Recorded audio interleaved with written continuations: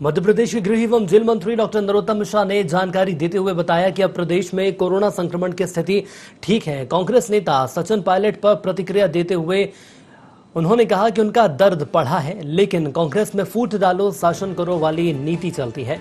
वहीं कैबिनेट में हुए विवाद के मुद्दे पर गृह मंत्री ने कहा कि नाराजगी जैसा कोई मुद्दा नहीं है। अगर विकास के मुद्दे पर कोई बात करता तो उसे विवाद नहीं कह सकते।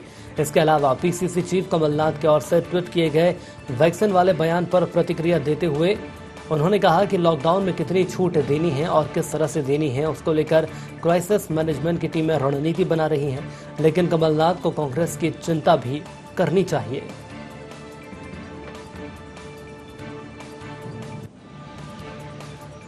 कोरोना के क्षेत्र में मध्य प्रदेश लगातार सुधार हो रहा है। आज कुल 453 प्रकरण पूरे मध्य प्रदेश में आए हैं, जबकि जो लोग ठीक होकर गए हैं उनकी संख्या 1030 है। मध्य प्रदेश में आज एक्टिव केस कुल 7071 ही बचे हैं। वहीं अगर हम संक्रमण दर देखें तो वो 1% भी नहीं, आधा प्रतिशत हो गई है, -5 हो गई है। रिकवरी रेट अब 98% से ऊपर निकल रही है, 98.02 हो गई है। 9 जिले ऐसे हैं जिनमें कल कोई प्रकरण नहीं आया, उसमें दतिया भी शामिल है। मैंने भी पढ़ा आदरणीय सचिन पायलट जी का दर्द। कांग्रेस की संस्कृति ऐसी है कि जमीनी कार्यकर्ता की वहां कोई कद्र होती नहीं है। वो उनकी पार्टी है, मुझे कुछ नहीं कहना है, पर आपने पूछा है तो मैं ये कहूंगा कि ये संस्था पूरी की पूरी होम से ही चली आ रही है यहां तक, सोनिया जी तक।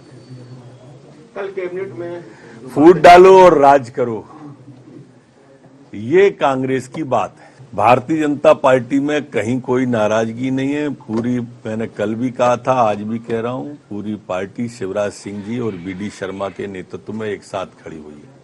चूंकि उन्होंने कल स्वयं ने ही कह दिया है, इसलिए वो विषय अब समाप्त हो गया, उसमें कुछ बचा नहीं है ज्यादा।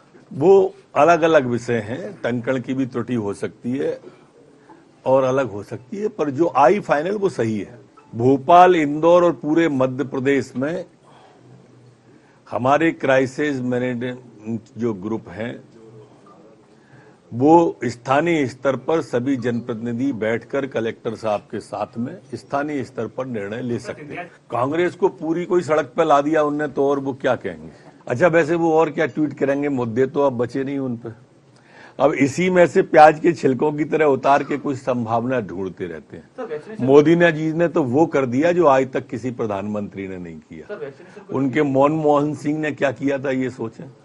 सरकार हर चीज पर विचार करने के बाद ही निर्णय ले रही है। मुख्यमंत्री जी स्वयं समीक्षा करते हैं, चाहे वो वैक्सीनेशन की समीक्षा हो, चाहे कोरोना की समीक्षा हो, हर समीक्षा को वो खुद करते हैं। कमलनाथ जी थोड़ी कांग्रेस की भी चिंता कर लो, राहुल भैया की स्थिति क्या है, बाकी कांग्रेस की स्थिति क्या है, तो ज्यादा अच्छा है। 24 घंटे भाजपा की चिंता करते रहते हो, यहाँ चिंता करने वाले पर्याप्त हैं।